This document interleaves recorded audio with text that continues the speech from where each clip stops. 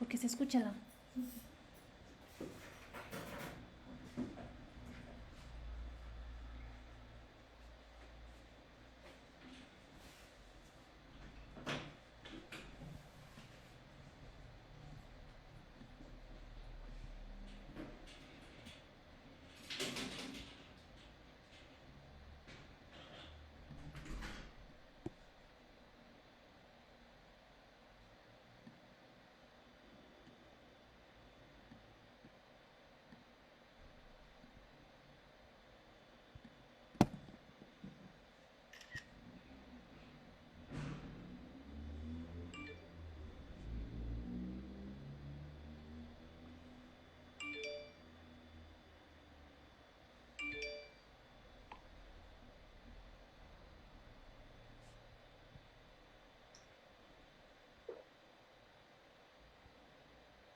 Muy buenas tardes tengan todas y todos ustedes. Bienvenidos a esta nueva edición de la serie El Bet Responde.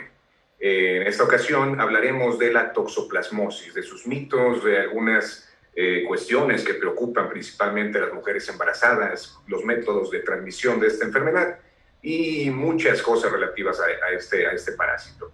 Y para ello nos acompaña el doctor Jesús Marín Heredia, jefe del Departamento de Medicina, Cirugía y Zootecnia para Pequeñas Especies de la Facultad de Medicina Veterinaria y Zootecnia de la UNAM. Doctor, muy buenas tardes. Hola, buenas tardes. Muchas gracias por invitarme. Gracias a usted, doctor. Bienvenido.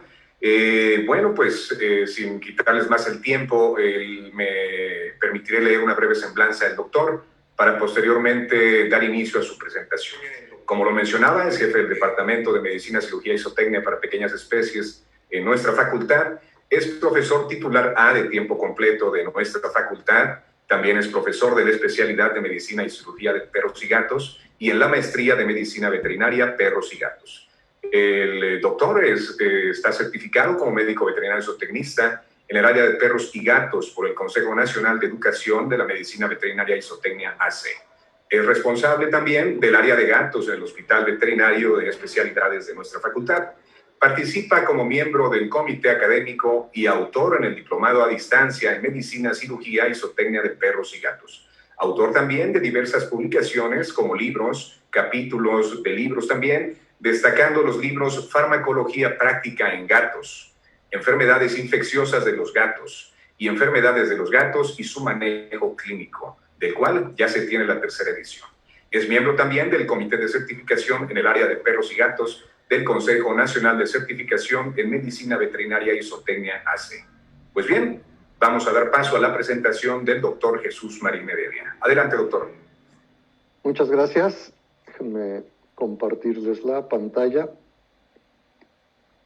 para, el día de hoy platicar un poco, como pues ya nos hizo el favor el doctor Ernesto Fentanes, de hablar del tema que vamos a tocar, que es la toxoplasmosis, que es realmente un tema que no pasa de moda. Es una enfermedad parasitaria que ha existido desde siempre y que pues ha generado mucha controversia y mucha preocupación, como bien decía el doctor Fentanes, con relación a las posibles consecuencias en el ser humano, en particular mujeres embarazadas, pero pues también sabemos que es un problema que puede llegar a ocasionar manifestaciones clínicas importantes en personas inmunosuprimidas, pacientes con VIH en estado de inmunosupresión, donde les puede ocasionar problemas neurológicos, respiratorios, incluso oculares. Entonces hay una cierta cantidad de cuadros clínicos que podemos observar por la toxoplasmosis, pero que desgraciadamente por tratarse de un parásito que completa su ciclo biológico en los felinos, no solamente en el gato, sino en cualquier otro felino, pues se le ha dado o se le ha achacado mucha culpa al gato sobre este padecimiento, cuando en realidad, y lo vamos a ver ahora, y que pues de lo que pretendemos es de que esto sea una sesión interactiva, no va a ser una plática o una presentación todo el tiempo pues, de los aspectos de la enfermedad, sino se trata de que ustedes nos expresen sus inquietudes, sus dudas, sus comentarios, para que podamos interactuar y platicar sobre ello, ¿no? Muchas inquietudes y muchas preocupaciones que genera este parásito, como bien lo he dicho, porque el gato es el que completa, o el gato y los felinos completan su ciclo biológico, y son la única especie, la felina, la que puede eliminar ooquistes en la materia fecal. Esto no quiere decir que el hecho de eliminar ooquistes sea el principal transmisor del parásito al ser humano, porque hay otras formas de parasitarias que podemos adquirir, sobre todo estamos hablando de los bradizoitos que se encuentran en quistes, y no confundir de lo que se trata un ooquiste, o también llamado oocito, que es lo que se elimina en las heces del gato, con un quiste que está en los tejidos de los animales infectados, de los gatos también, del ser humano y de cualquier otra especie. Entonces, sí, la diferencia es que el gato completa el ciclo y es la única especie, la felina, donde el parásito se replica, ya sea sexual o sexualmente, a nivel intestinal. Y por lo tanto el único que elimina ooquistes en las heces. Pero el parásito sale del gato, y en cualquier otra especie que no se replique en el intestino también pues penetra la barrera intestinal, llega al hígado, por circulación se va al corazón, a los pulmones, de los pulmones otra vez regresa al corazón, y por la gran circulación se disemina a todos los órganos, aparatos o sistemas en el cuerpo. Y esto puede ocasionar, tanto en el gato como en cualquier otra especie, puede ocasionar signos clínicos importantes, pero los signos clínicos, déjenme decirles, o sea, para quitar un poco ese miedo que se tiene con relación al toxoplasma. Aunque el gato sea la especie que completa el ciclo, los ciclos, pues la enfermedad en sí puede estar en muchas especies, pero afortunadamente tanto en el gato como en cualquier otra especie, este proceso de enfermedad es silencioso o prácticamente no se produce. ¿Sí? Afortunadamente, la mayoría de las veces, en cualquier especie, incluyendo al gato e incluyendo al ser humano, cuando llegamos a tener contacto con el toxoplasma, que afortunadamente en el ser humano no es un contacto a través de nuestro gato, pero si lo llegamos a tener, llegamos a crear una buena inmunidad, y eso quiere decir que no nos enfermamos. O sea, la inmensa mayoría de las veces la toxoplasmosis es asintomática, ¿no? Que llega a producir problemas, claro, los llega a producir en quienes, en las mujeres embarazadas, porque ellas sí pueden abortar, en personas inmunosuprimidas, porque pueden tener padecimiento clínico importante, como hemos mencionado, en diferentes órganos o sistemas, y pues eso representa una menor parte de todos los casos.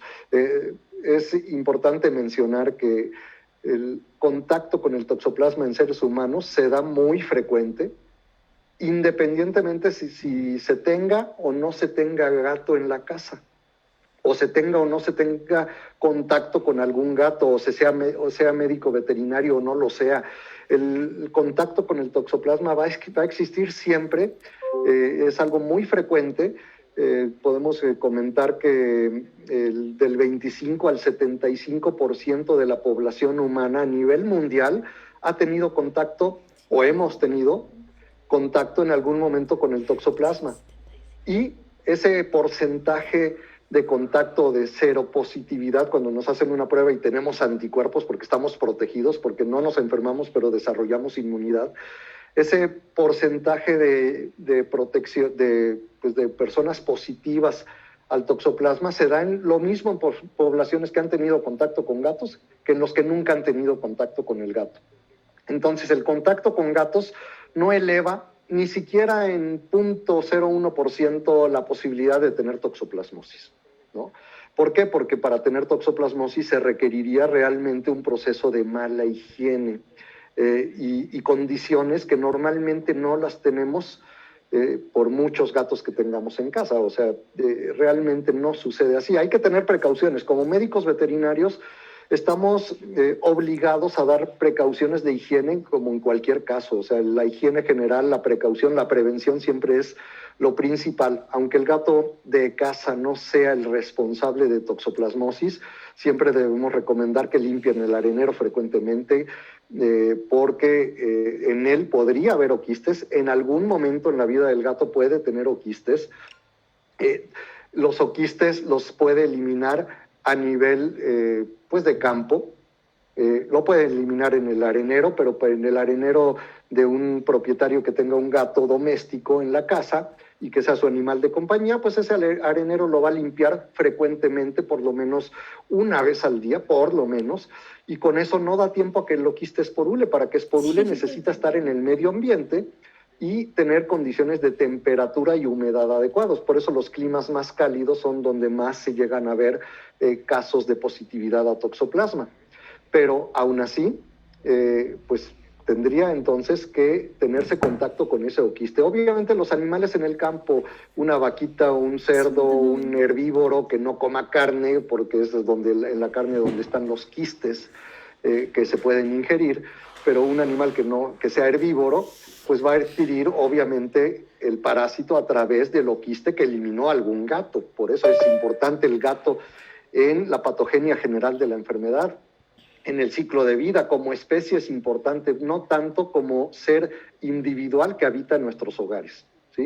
El gato en el medio ambiente puede estar eliminando el oquiste, que al final, si esporula, porque en el medio ambiente sí pueden existir las condiciones ahí en el campo de tener temperatura y humedad, después se lo come la vaquita, se lo come el ovino, el bovino, el caprino, el cerdo, incluso un perro, otro gato, ¿sí? Cualquier mamífero, por eso en la imagen ponemos hasta un elefante, o sea, cualquier mamífero puede infectarse con toxoplasma. No se va a replicar en su intestino, pero va a adquirir el parásito, se va a salir del intestino, el parásito adulto, va a llegar a los órganos o tejidos y ahí, después de unos cuantos días, tanto en el gato como en cualquier otra especie, se va a crear inmunidad. Y no va a pasar absolutamente nada. Entonces, por eso es lo que les comentaba. En un momento dado, nos pueden hacer pruebas serológicas y verían que del 25 al 75% de la población tenemos anticuerpos, ¿sí? O sea, en promedio es una cantidad muy importante, porque diríamos que en promedio 1 de cada 2 personas hemos tenido contacto con toxoplasma. Si fuera esto como el SARS-CoV-2 o la COVID, imagínense lo que representaría, ¿no? Imagínense lo que pasaría, ¿no? O sea, si el parásito causara enfermedad importante y manifiesta, pues la mitad de la población en algún momento tendría algún cuadro clínico, y no es así, ¿no? Eso es algo bueno, creamos inmunidad, pero claro, si la mujer está embarazada en la casa, pues es donde va a haber preocupación de que el gato pueda transmitir. El gato solo va a eliminar el oquiste durante un breve tiempo, o sea, porque él va a crear inmunidad y no lo va a volver a eliminar en toda su vida, en caso de que el gato se contagie. Que quede claro, no por ser gato es sinónimo de tener toxoplasma. El toxoplasma es un parásito que, como cualquier otro agente infeccioso, el gato, para padecerlo y después contagiarlo o eliminarlo al medio ambiente, tiene que infectarse. Entonces, lo primero es que el gato adquiera el parásito a través también de oquistes de otro gato o comiendo carne cruda o mal cocida, ¿sí? Entonces el gato se infectará de esta forma y después durante 10 días en promedio estará eliminando oquistes, ¿sí? Después en toda su vida no los vuelve a eliminar. Entonces, por eso, ¿qué es más fácil que nos contagiemos? A través de un gato que tenemos en la casa, que si se contagió, lo eliminó por 10 días, y si en esos 10 días tuvimos, como acostumbramos tener toda la vida, una buena higiene, no nos contagió nada. Pero si vamos a un restaurante y comemos carne, no digamos tártara o cruda completamente, pero sí es frecuente pedir en el restaurante carne, término, medio, término 3/4, pues en el medio o en el cuarto que no se coció, pues ahí están los toxoplasmas. Y es ahí donde, pues, la forma en la que tuvimos contacto, a pesar de que una parte de la población nunca haya tenido contacto con gatos, pues es muy probable que salga positivo precisamente por esos hábitos alimenticios, incluso por la verdura. El toxoplasma puede estar en la verdura mal lavada, donde puede haber oquistes de algún gatito, ¿sí? Y ese oquiste Si esporuló, pues puede permanecer ahí, sí, en el medio ambiente puede estar largos periodos de tiempo. 1 año, hay literatura que habla de hasta 2 años. Entonces eso es algo muy, muy particular y muy importante. Considerar entonces que esta es una coccidia que afecta a los gatos, es un protozoario que pertenece al grupo Apicomplexa de la familia Sarcosistidae, que recibe el nombre de toxoplasma por el prefijo toxo, que significa arco, y plasma, que significa cuerpo. Entonces este es un parásito que tiene forma de arco o de media luna. El parásito adulto, el oquiste, pues es como cualquier coccidia, lo vamos a ver redondito, con una membrana y sin esporular, con una masa protoplasmática simplemente en su interior, que se conoce como esporonte. Cuando esporula, pues de ahí se forman, con temperatura y humedad, como hemos mencionado, de ahí se van a formar 4 esporoblastos, maduran y se convierten en esporoquistes, y en cada esporoquiste va a surgir esporozoitos. Es decir, de un toxoplasma pueden surgir 8 esporozoitos. De cada esporoquiste dará lugar a 4 esporozoitos. Entonces, un toxoplasma, un oquiste, puede dar lugar a 8 taquizoitos, que después, si el que lo adquirió fue gato, se va a replicar en su intestino y al mismo tiempo pues va a salir del intestino. Y si no fue gato, directamente sale del intestino y empieza a replicarse. Muchos han dicho, el toxoplasma fuera del intestino se replica. Incluso en un gato o cualquiera que no sea gato, sí se replica, si no, no causaría problemas, si no, no estaríamos preocupados por el toxoplasma, pero se replica por repetidas endodiogenias, ¿sí? No hay reproducción sexual, la reproducción sexual o asexual es únicamente del intestino del gato. De aquí pueden surgir preguntas, ¿no? Y sobre este ciclo y sobre esa carne cruda que puede estar presente, o donde puede estar presente los quistes que nos pueden contagiar a nosotros o a algún otro carnívoro como el perro. Realmente sí se tiene que cocer esa carne. La carne cruda se le podría ofrecer a un carnívoro. Hay mucha interrogante sobre eso, y algunos criadores entonces tienen la idea de que a un animal carnívoro, y sobre todo carnívoro estricto como el gato, hay que darle carne cruda. Cuestión completamente fuera de lugar, porque aunque el gato sea carnívoro, no requiere carne cruda. Al contrario, la carne cruda puede tener agentes como que aunque ya dijimos que puede tener poca importancia en el gato, pues de cualquier forma, si eliminamos cualquier posibilidad de que el gato adquiera la infección y después la transmita, aunque sea por poco tiempo, pues es mucho mejor. La carne cruda congelada, que puede matar al toxoplasma, pues serían cosas que tendríamos que discutir el día de hoy, y serían pues aspectos interesantes. Entonces, después de haber dado este panorama general, pues me gustaría empezar a escucharlos y empezar a platicar con ustedes de este tema y de muchos aspectos que se han considerado importantes en esta enfermedad. Sí.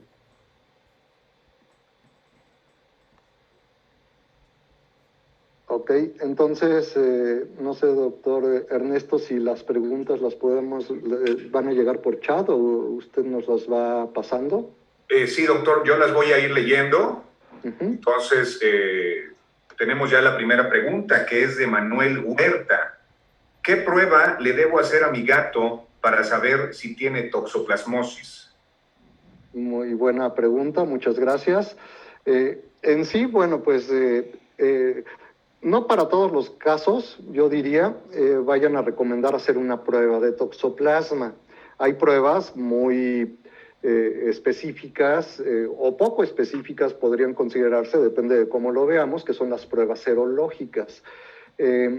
Aunque hay diferentes tipos de pruebas donde se pueden detectar al mismo antígeno en la sangre o en algunos líquidos corporales, por ejemplo, el humor acuoso, el líquido cefalorraquídeo, donde se puede tomar una muestra de estos líquidos y tratar de ver si está el antígeno o si está el parásito completo. O sea, porque hay veces que, por ejemplo, un gato con problema neurológico, le podemos tomar líquido cefalorraquídeo, pero esto requiere anestesia y es un proceso un poco más invasivo y puede ser delicado.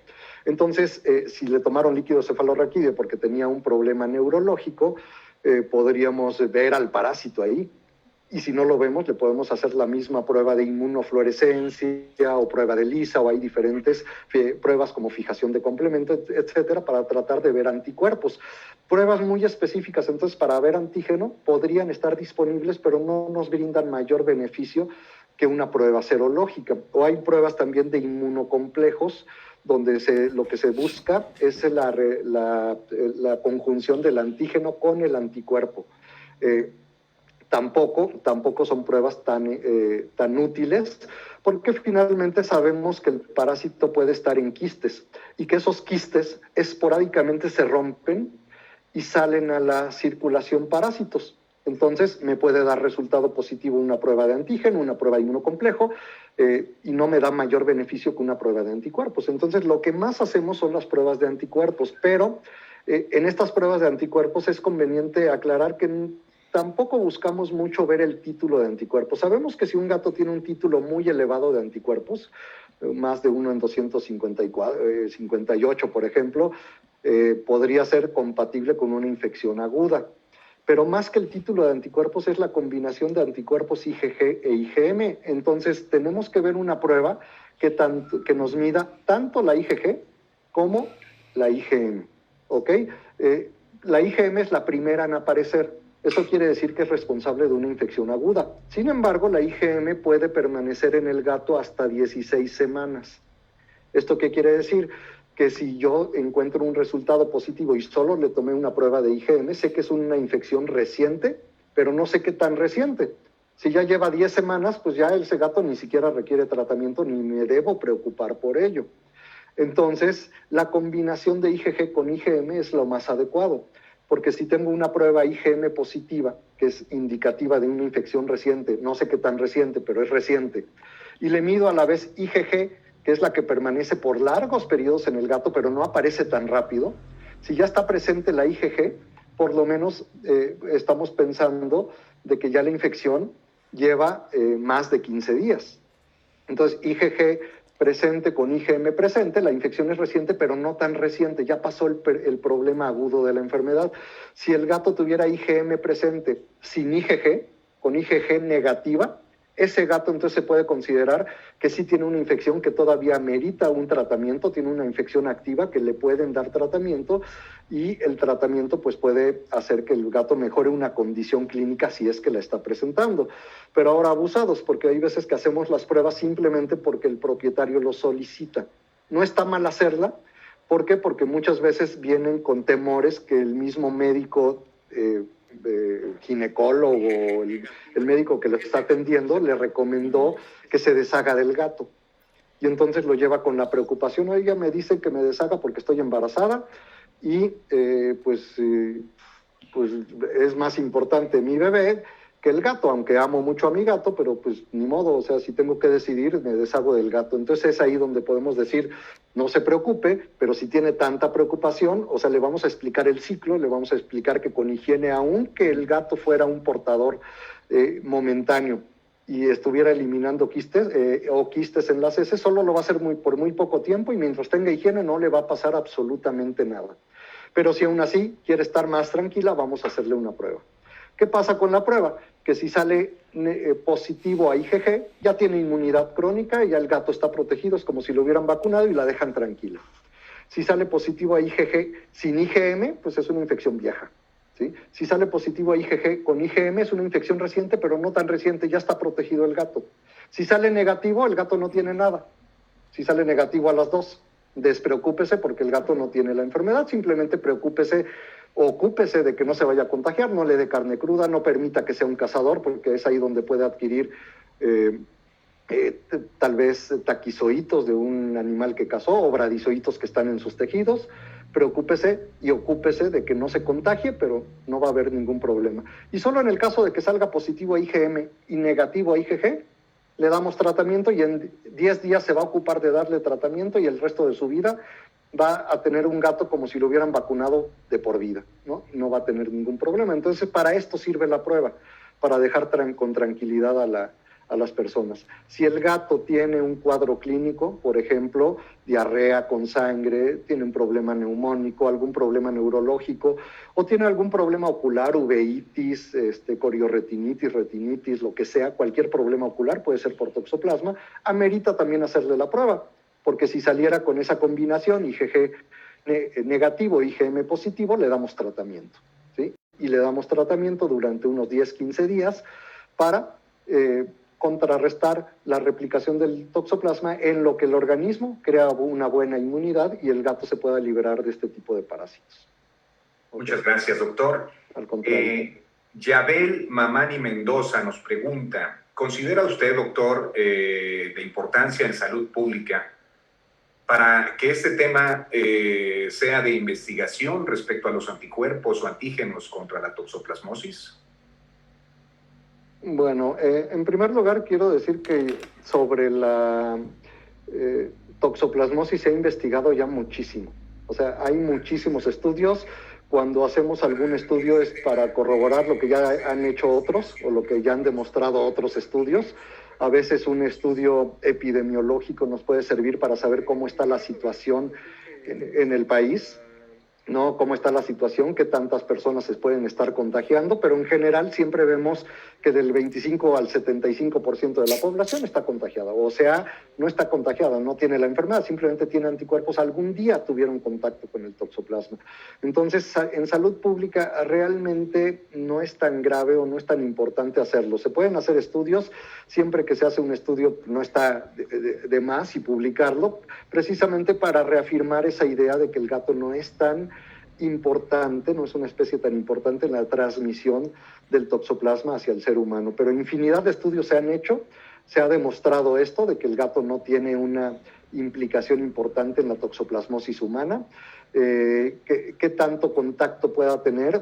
Pues puede ser interesante en un momento dado al hacer algún estudio en los gatos, digamos, para saber cuántos salen positivos, para saber cuántos gatos han tenido contacto con el toxoplasma y en algún momento pudieron haber eliminado el parásito en las heces, pero esos gatos pues, ya van a ser inmunes, pero sí para saber pues, el estilo de vida en una población en particular. Por ejemplo, pues, el saber que el 80% salieron positivos en una población y en otra población sale un 5%, pues algo querría decir que estamos haciendo mal de prevención en la población del 80%, aunque no implique mayor riesgo esos gatos, ese 80% de gatos positivo, pero sí quiere decir que están consumiendo carne cruda o que los están dejando cazar o que están dejándolos salir de casa y tal vez adquieran oquistes de otros gatos. Entonces, para darnos cuenta de un panorama general de lo que está pasando con la especie y que pueda ser un espejo, un mecanismo de darnos cuenta de lo que sucede con la medicina preventiva en ese gato, pues se pueden hacer estos estudios y nos van a dar idea de realmente de ver qué podemos hacer para prevenir no solo esta, sino otras enfermedades, ¿no? Si el gato, hay un gran porcentaje de gatos saliendo positivos, pues probablemente esté saliendo de casa y que habría que investigar con qué lo relacionamos y tal vez esos gatos que salen mucho de casa o que son cazadores, pues tal vez puedan adquirir también leucemia, tal vez también puedan adquirir sida, peritonitis, coronavirus, de muchos tipos de coronavirus, no solamente el de la peritonitis, ¿no? Incluso, pues ya hemos visto que a nivel mundial ha habido algunos gatos con coronavirus causante del COVID-19. Entonces, pues nos pueden servir estos estudios para darnos una idea general de lo que podríamos hacer para prevenir pues estos riesgos en los gatos más que el del toxoplasma, ¿no? Pero pueden ser adecuados, nunca está de más hacer un estudio, pero sí con la conciencia de que no vamos a encontrar nunca una culpa en un gato de algo que ya sabemos que no tiene la culpa de esta enfermedad hacia el ser humano. Gracias, doctor. Antonio Venancio Enríquez nos pregunta, ¿cuál es la temperatura y tiempo de cocción en carnes a la cual se inactiva la coccidia? ¿Y cuánto tiempo prevalece el parásito en el ambiente? Ok, muchas gracias. Temperatura. Temperatura, estamos hablando de arriba de 66 grados centígrados, o sea, una cocción completa.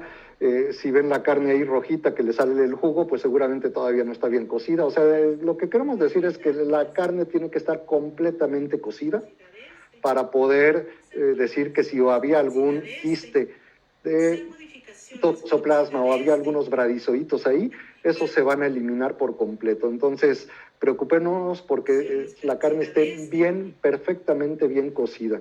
¿Cuánto permanece en el ambiente? Ya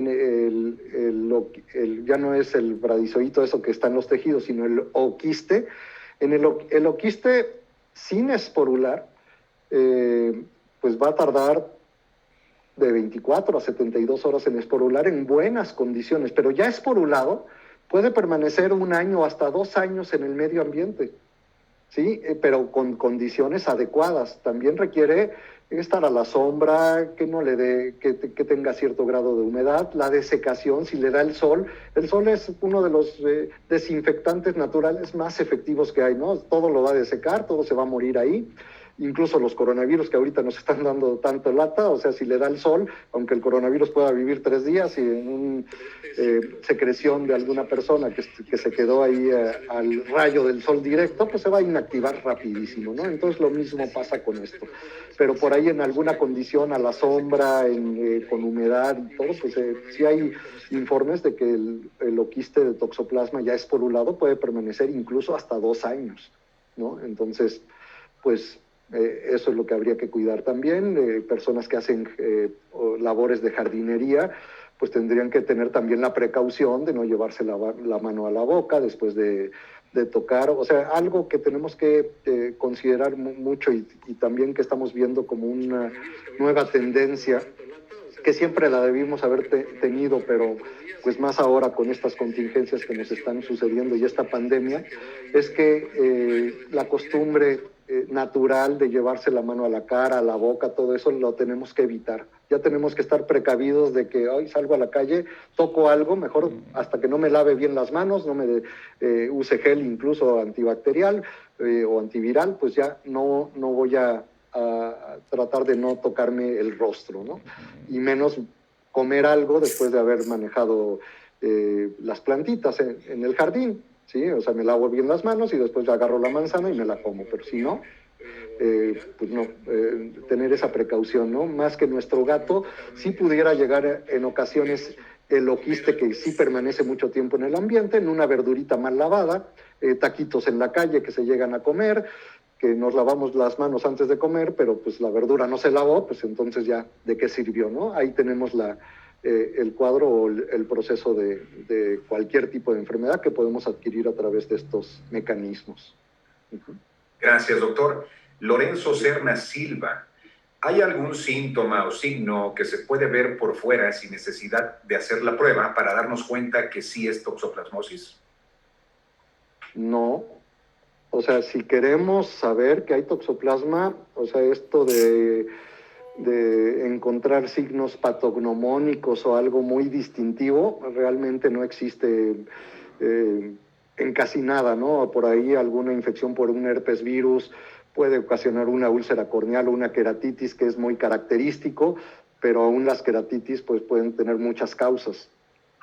Por muy característico. Entonces, hoy en día, pues lo ideal es que si queremos diagnosticar algo, sí tenemos que hacer la prueba, la prueba de laboratorio. Podemos sospechar fuertemente que un gato pueda tener toxoplasma. Primero, el primer cuadro clínico sería diarrea y diarrea con sangre, ¿sí? Pero eso me da una sospecha y tal vez una justificación para hacerle una prueba de laboratorio, pero la diarrea, igual que cuando apareció el parvovirus en los perros y que algunos médicos decían huele a parvo y ya lo diagnosticaban por olfato, pues sabemos que empezaba a haber una gran cantidad de individuos con diarrea hemorrágica y que era algo muy frecuente y que si decían que tenía parvovirus, pues era muy probable que le acertaran, pero era eso, acertarle, no era un diagnóstico concreto. Porque causas de diarrea fétida existen muchísimas, no solamente parvovirus. Entonces, en este caso, diarrea con sangre causa un olor fétido y puede ser causado por toxoplasma, pero también por el parvovirus de los gatos, que es la panleucopenia, también puede ser causada por parásitos intestinales, también por bacterias, por una colibacilosis, etcétera. Entonces, hay muchas causas de diarrea con sangre. Toxoplasma es uno de los diferenciales y habría que hacerle una prueba. Fuera del intestino, donde también se replica, pues encontrar neumonías, problemas respiratorios importantes o encontrar problemas oculares, como habíamos dicho, o cualquier tipo de problema neurológico, puede ser susceptible de hacerle una prueba, pero no hay ningún signo que sea patognomónico, ¿no? Y es más, le hacemos prueba por no dejar, porque lo más probable es que la causa del problema sea otro. Afortunadamente los gatos son inmunes, la mayoría de las veces, como hemos comentado, y solo, pues tal vez mayor precaución en los gatos inmunosuprimidos, en aquellos que tienen leucemia o SIDA, porque ellos sí podrían tener replicaciones continuas del toxoplasma. Esos que están en los quistes pues se podrían salir y volver a causar problema en alguna ocasión por la inmunosupresión del gato. Entonces, aunque haya momentos en que digan el gato salió positivo a leucemia y esa es la causa, o leucemia lo puedo explicar que por leucemia tenga diarrea sanguinolenta, de cualquier forma, yo tengo que ver si no solamente tiene leucemia, sino algo por la inmunosupresión, y lo primero que tengo que buscar por precaución es toxoplasma. ¿Ok? Gracias, doctor. Ariel Ponce, ¿puede existir la replicación del parásito en especies felinas que no sean domésticas? Sí, claro. En cualquier especie, doméstica o no doméstica, el parásito se puede replicar y si no es felino, se va a replicar fuera del intestino, ¿no? Especies domésticas de felinos también pueden replicarse dentro del intestino. O sea, el toxoplasma no es solamente de gatos, de cualquier felino, los que completan el ciclo. Pero cualquier mamífero, en cualquier mamífero doméstico o no doméstico, puede haber toxoplasma. ¿Sí? Y las vías de replicación o las vías de contagio son las mismas, ingiriendo oquistes en el medio ambiente que las haya eliminado algún felino, pero oquistes ya esporulados. Un oquiste recién eliminado nunca va a ser contagioso. En el pelo de un gato nunca va a haber oquistes, ¿ok? Eso debe quedar muy claro. Si hay oquistes, no son infecciosos, no son contagiosos porque no han esporulado, ¿sí? Entonces, en el pelo no. En el medio ambiente, pues los que esporularon, pues los puede ingerir cualquier especie. Incluso se ha hablado de la posibilidad de aves, no solamente de mamíferos, de algunas aves, algunos reptiles.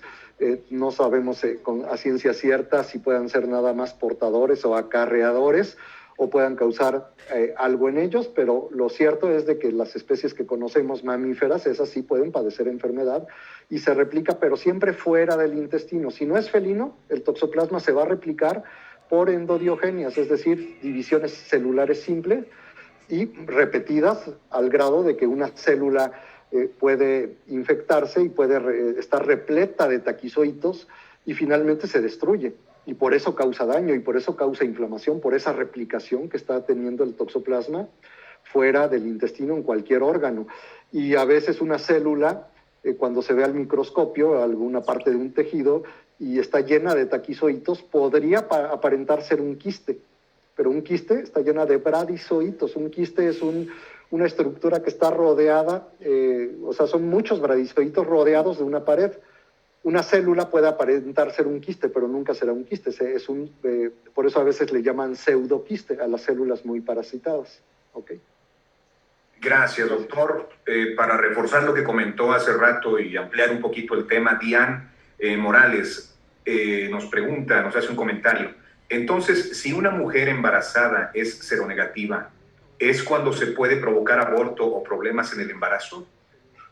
Sí, o sea, si una mujer seronegativa tiene contacto con un toxoplasma, y que generalmente ocurre con frecuencia, igual que el que tiene gato, el que no tiene gato puede tener en algún momento contacto con el toxoplasma. Digamos que para festejar que estaban embarazados se fueron a un restaurante fino y comieron carne y la pidieron a término medio o por ahí, aunque hay veces que la piden bien cocida y realmente no está bien cocida, no se aseguran que esté bien cocida, pero hay veces que la piden a 3/4 y se las dan casi cruda. Bueno, por ahí puede adquirir toxoplasma. Si de la forma que adquiera el toxoplasma está embarazada y no tenía inmunidad previa, o sea, no había tenido contacto con el parásito, es cuando más riesgo tiene de sufrir una infección durante la gestación y tener abortos. O bien, si esto está afectando el término de la gestación, tal vez incluso nazca el producto y nazca con alguna alteración como hidrocefalia, por ejemplo, ¿no? O sea,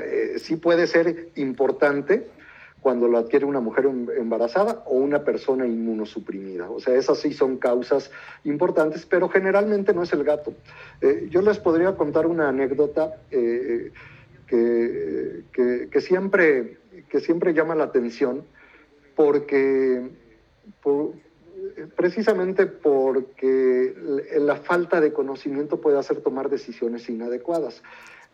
Una anécdota de un médico que su mujer, un médico veterinario, que atendían junto con su mujer a los pacientes en su clínica, y que pues su mujer quedó embarazada. Un día esta persona aborta, le diagnostican que abortó por toxoplasmosis y el médico le dijo que era por culpa de los animales que atendían y sobre todo de los gatos. Entonces, en lugar de tener un proceso de investigación adecuado de qué fue lo que le pasó a su esposa y de cuál es la consecuencia del toxoplasma, esta persona decidió mejor, pues para no arriesgar a su esposa, dijo, mejor cierro la veterinaria. Y ya nunca más volvió a ejercer y se dedicó a la venta de accesorios. Entonces, pues más que para proteger a la persona, más que haber cerrado la veterinaria, se tuvo que haber pues empapado un poquito de la información que está disponible por todos los medios para que viera que esto no era posible. Un veterinario que atiende gatos, igual que una persona que tiene un gato en su casa, ese gato no le va a transmitir toxoplasma, tendría que contagiarse de toxoplasma, eliminar el toxoplasma en las heces, no limpiar el arenero. Si no se limpia el arenero en una clínica veterinaria, esto va a ser una consecuencia mucho peor que en una casa, porque pues ya nadie se le va a aparecer en esa clínica, porque va a oler muy feo. Entonces tienen que estar limpiando constantemente. Entonces, aún teniendo hospitalizados, no habría forma de que un gato lo contagie, sobre todo porque en una clínica están limpiando constantemente las excretas del gato. Entonces, pues por ahí puede generarse un miedo injustificado de por tener gato o por atender gatos puede haber problemas con el ser humano. Es importante que vayamos difundiendo esta información no solamente entre los veterinarios, sino también entre los médicos dedicados a la atención de los humanos. Porque muchas veces cuando les comentamos esto o en algún congreso que llegamos a intervenir, platicamos un poco del ciclo, decían o dicen los médicos que ellos lo desconocían completamente, que lo único que les enseñaron en la carrera fue que toxoplasma lo transmite el gato y saben toda la fisiopatogenia y todo lo que ocasiona en el ser humano, pero no sabían más allá de que lo transmite el gato, ¿no? Entonces, mientras difundamos esta información, va a haber menos médicos que realmente estén recomendando el deshacerse del gato, ¿no? Si hay una persona embarazada que no tenga anticuerpos, porque es una prueba de la de toxoplasma la que se hace de rutina cuando hay un embarazo, pues tendrá que tener más precaución, no tanto con su gato, sino con lo que come, ¿no? Porque por ahí es donde puede venir el toxoplasma. Mucho cuidado, y no está de más recomendarle que si tiene gato, esta persona embarazada, se lave muy bien las manos después de manejar al gato y sobre todo después de manejar las excretas del gato. Y que si otra persona lo hace, pues mucho mejor, pero que la limpien frecuentemente. Eso es lo que tenemos que recomendar, nunca que eliminen al gato.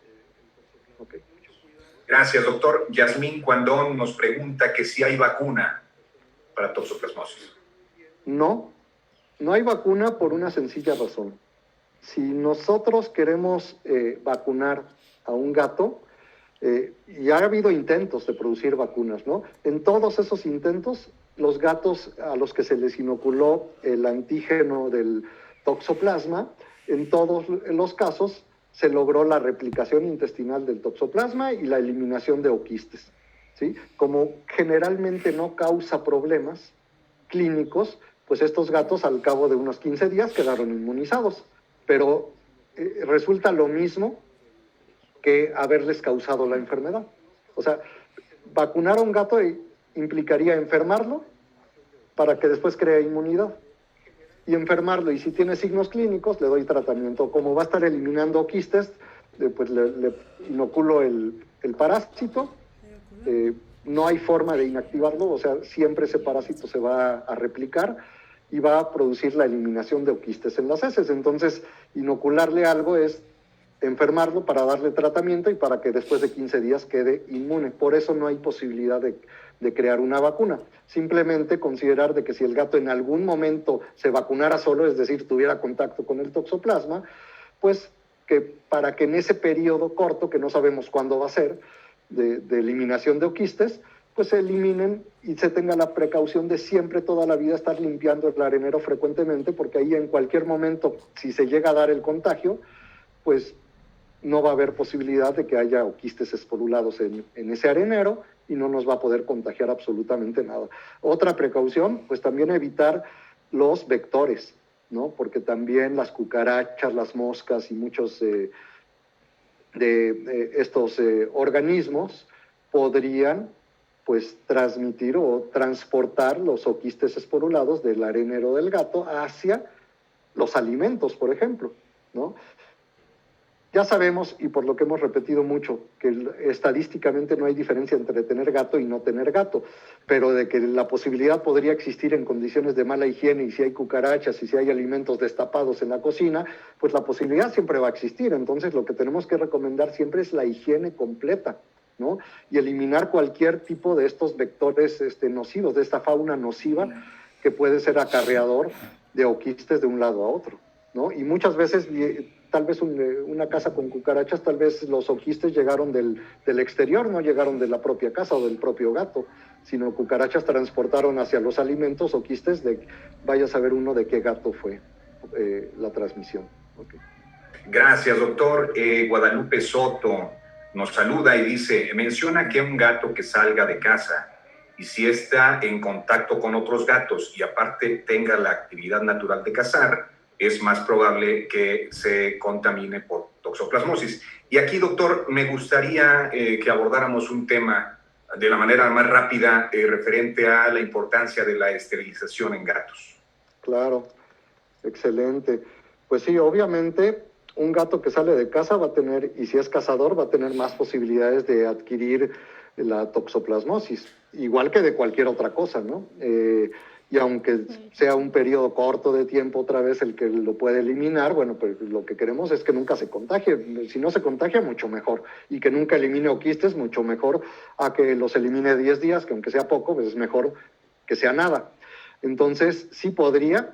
Es más fácil que el gato que sale de casa adquiera el toxoplasma por ingerir oquistes de algún gato, merodeando por ahí entre las excretas, olfateando el pastito o el lugar donde un gato defecó, y pues obviamente él va a querer marcar territorio y va a estar olfateando, lo cual, como bien comenta el doctor Fentanés, la esterilización lo evitaría esa tendencia a salir, a marcar territorio, a contagiarse, pero sería más fácil que se contagie ingiriendo entonces oquistes que siendo cazador, porque ¿por qué?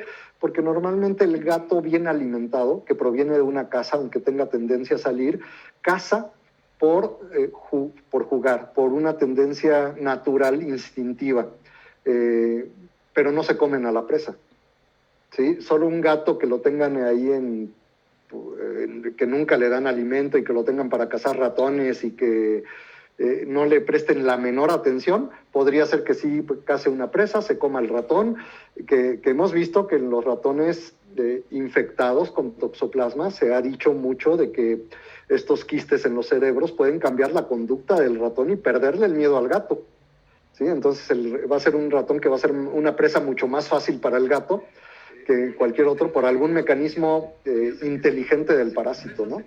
Pero para poder sobrevivir. Pero en los gatos bien alimentados de poco les sirve el parásito este mecanismo, porque pues el gato sí va a cazar al ratón, lo va a matar, va a jugar con él, pero no se lo va a comer, ¿sí?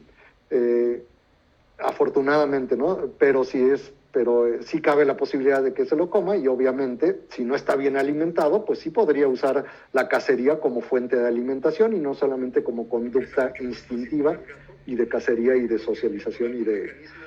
socialización ¿por qué? Porque ellos que le llevan la presa a las crías o para que ellos aprendan también a cazar y las dejan medio atontadas, pero no las matan tampoco incluso, ¿no? Entonces, todo esto siempre recomendar esterilización, importante esterilizar a los animales para evitar sobrepoblación, para evitar la tendencia a que salgan de casa, esterilizarlos a temprana edad, que es la tendencia de hoy en día, porque esterilizarlo cuando ya tiene 4 años de edad, pues tal vez la costumbre de salir de casa ya la adquirió y la va a seguir teniendo a pesar de haberlo castrado, haberle hecho una histerectomía a este gatito. Ok. Gracias, doctor. Nara Arias Mondragón nos pregunta que si es suficiente con la limpieza diaria del arenero o se debe hacer un cambio de arena completo, pues estas son las recomendaciones de algunas marcas de arena. Cambiarlo cada semana o cada 15 días. Sí, en general el cambio completo del arenero, porque sí se ensucia y puede haber, no pensemos solamente en parásitos, sino en bacterias y en suciedad que puede estar contaminando el ambiente del gato. Entonces, en general, no por el toxoplasma, pero sí se recomienda la limpieza completa del arenero, es decir, pues ya estuvo en uso, cambiamos la arena usada, dejamos la arena limpia. En esa arena normalmente no va a haber ya toxoplasmas, o sea, porque estamos quitando sobre todo estas arenas aglutinantes que pues no permiten que la humedad tenga contacto con la materia fecal, pues la humedad se queda en una pelota de piedra que ya se compactó y ahí se quedó y eso lo estamos retirando todos los días, pero siempre va a haber residuos donde no pensamos que esté el toxoplasma, pero conforme pasan los días ese arenero cada vez se ve más sucio. Por mucho que estén limpiando la materia sólida, tanto las bolas aglomeradas de orina como la materia fecal, y sí es recomendable, como digo, no por el toxoplasma, porque seguramente no lo va a haber, porque si en ese caso tendríamos que limpiarla todos los días, ¿no? Pero con un mecanismo de higiene general, cada 15 días por lo menos, pues sí cambiar completamente la arena, desecharle el sobrante que queda ya medio sucio y cambiarla por una completamente nueva. Gracias, doctor. Arnoldo Fuentes, ¿qué es lo que debo de considerar antes de adoptar un gato? Bueno, pues también muy buena pregunta. Antes de adoptar un gato, lo que tiene que considerar es, primero, que tenga ese gato unas condiciones, o sea, en qué condiciones lo vamos a tener, ¿sí? La alimentación que le debemos de dar, la medicina preventiva que debemos tener con ese gatito. Un gato que se piense adoptar, pues tenemos que tener en la casa todo lo necesario para que el gato pueda vivir en forma adecuada. Dentro de lo que necesitamos, obviamente, es el arenero. Si ya tenemos gatos en la casa, siempre consideren que el número de areneros es el número de gatos más 1. Es decir, si tienen 3 gatos y quiero adoptar otro, pues entonces ya voy a tener 4 gatos, necesito 5 areneros.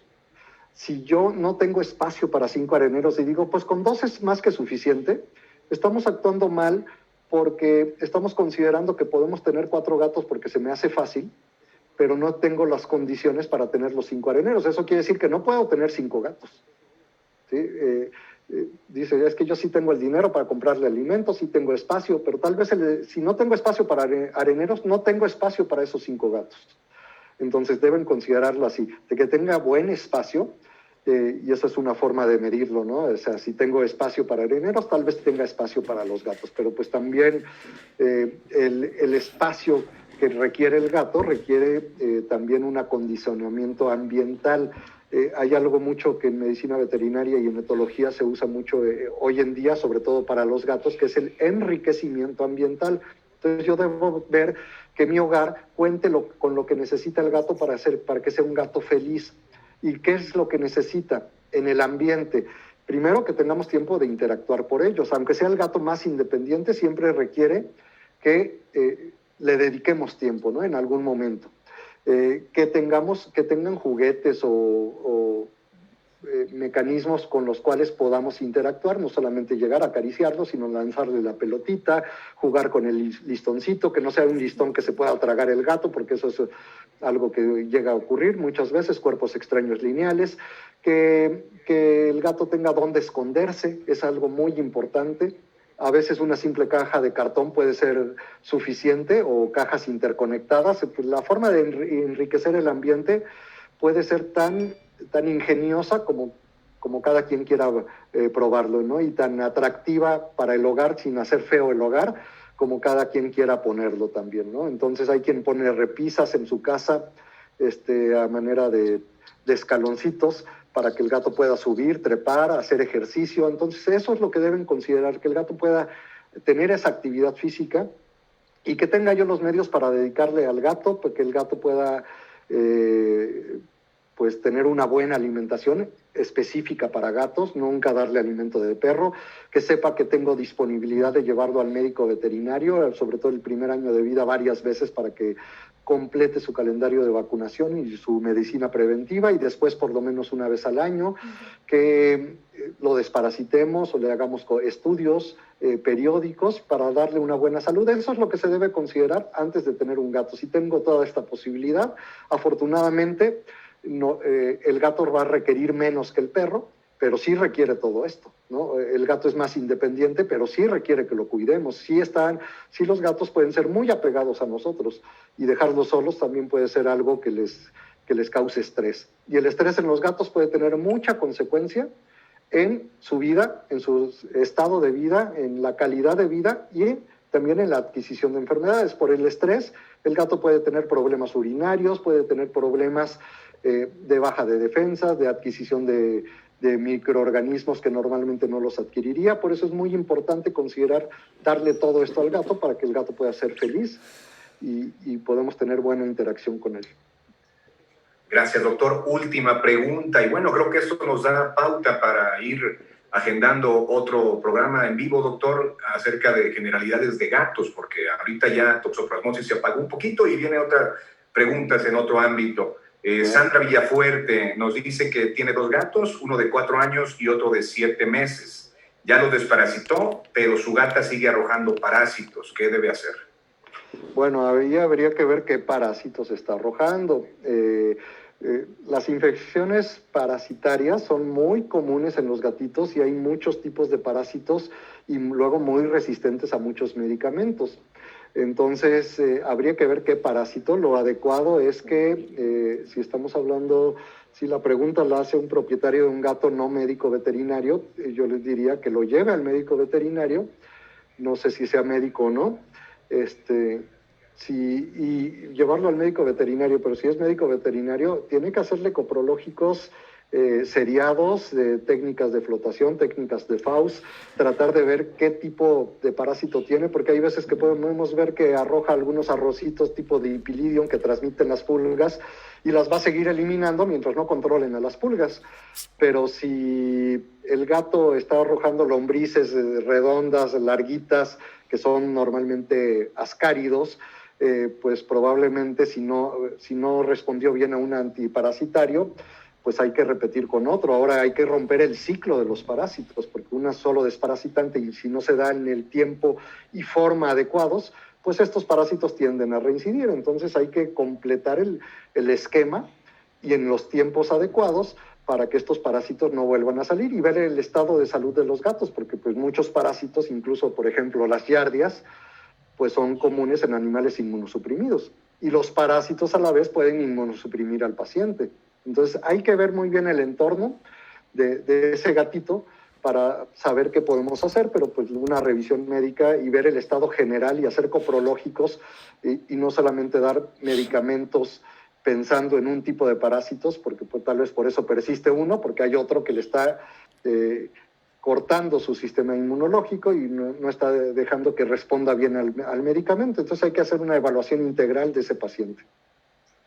Gracias, doctor. Le comenté hace rato que era la última pregunta, pero quiero leer esta pregunta que se me hace muy interesante y me gustaría que también Carla González hiciera esta misma pregunta al médico que atiende a su hijo, porque nos pregunta: un adolescente con antecedentes de 2 crisis asmáticas a la edad de 2 años y con diagnóstico de hiperreactor bronquial o alergia ambiental, ¿puede vivir con un gato? Aquí, sí, como comentas muy bien, doctor Ernesto, es importante, o sea, la recomendación hacia esta persona es que consulte a su médico, y hay que ver a qué es hipersensible. O sea, puede ser asmático por una reacción al ambiente, pero podría ser el gato. O sea, desgraciadamente el que es hipersensible al ambiente, al polvo de la casa, podría ser hipersensible al gato.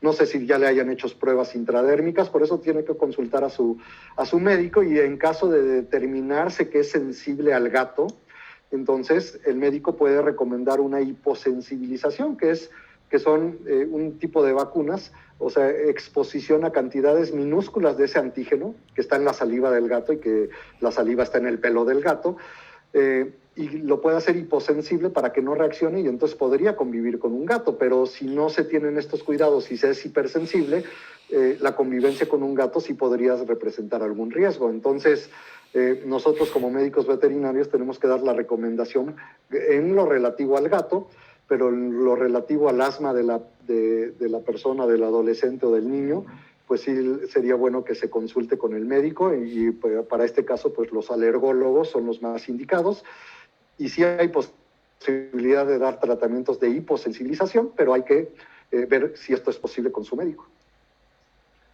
Doctor, pues agradecemos su participación en esta sesión del VET Responde. Hay muchos comentarios más que desgraciadamente no los pudimos leer por falta de tiempo, y en donde muchos de ellos nos piden el contacto de usted para seguramente tener alguna comunicación directa. Y yo quiero recomendarles que es muy importante que este tipo de consulta sea con el animalito en vivo con el médico veterinario. Se pueden dar consejos, pero no hay que confiarse de los médicos que dan algún tipo de consulta, tratamiento sin observar al animalito.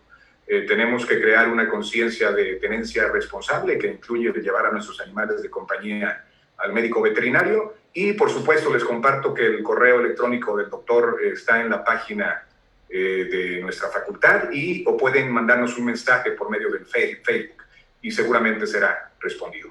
Doctor, nuevamente muchas gracias y que pasen Al contrario, muchas gracias. Hasta luego, doctor. Hasta luego.